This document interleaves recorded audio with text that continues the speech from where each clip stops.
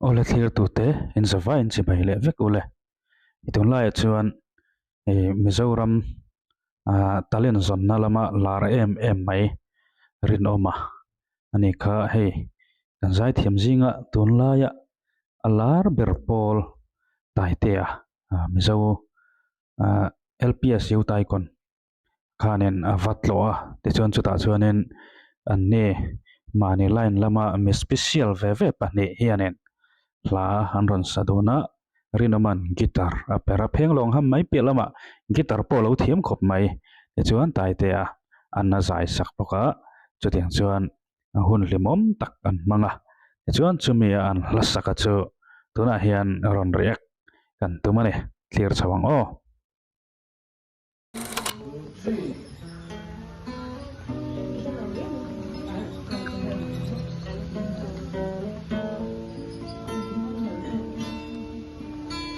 Dần qua tay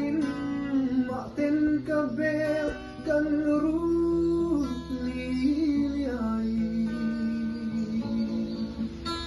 hôm qua hắn suy lu alê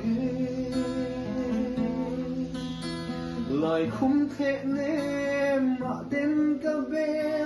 ca riêng qua em mày min nem thiam ren hi an silo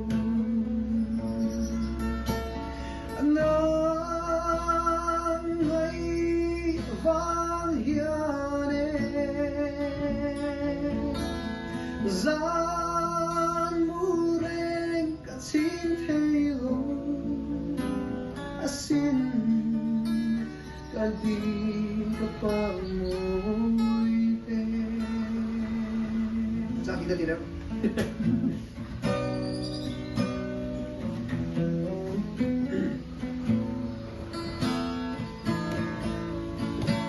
om khua haring ka han phang le mana kan su atang mual ma dang silo suy nu cái thô về sung lên mây loài khi cầm nu gặp tua dâu lô về in trên lông tia gần đi nghìn tuần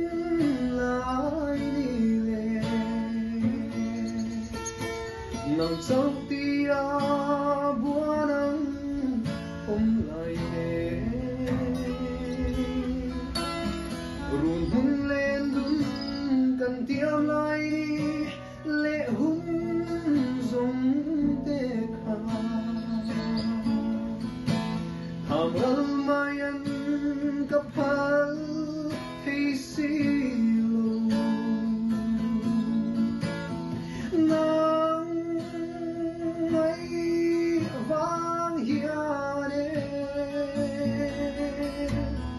zan muren ka chin thelo asin ka di ka pamoy te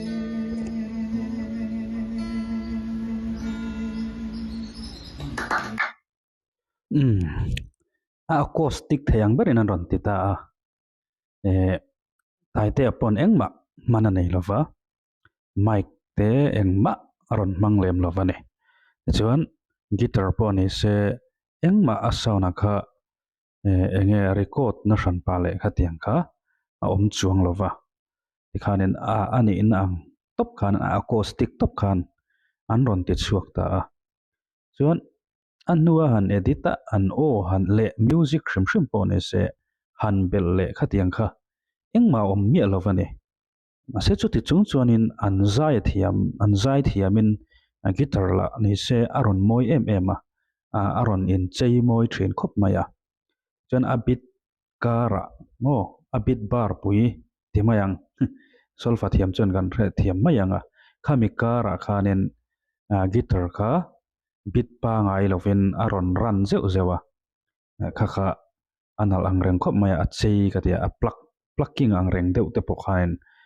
aron kal thina khang kha amoi katia chuan guitar a chuanin plucking box hi enge tapping box hi plucking le tapping in pol a hi amoi du katia chumi chuanin aron chumi mang chuanin rin oma hianin aron cheimoi em thina tin tai te ala en ni se athu pial lama khanin ati kir hunte tin ati silar hunte kadiam hun kha aron mang thiam em thina a oron ti kir kwal koi vel hunte atiang chi zong zong kha a hre em ma amma ni laina mi special pani ve an lo ni bok nen an bondun katia zan thaeng nuaya lei ka pui a enge khohar tak le lung leng taka zai ngok ni se zana amutan ti tui ngotang chutiang ta jong kalo ot khop maya enge khua an re ria ya karen anom lo ngei bokanga mo chuta khori ria kara chuan thla a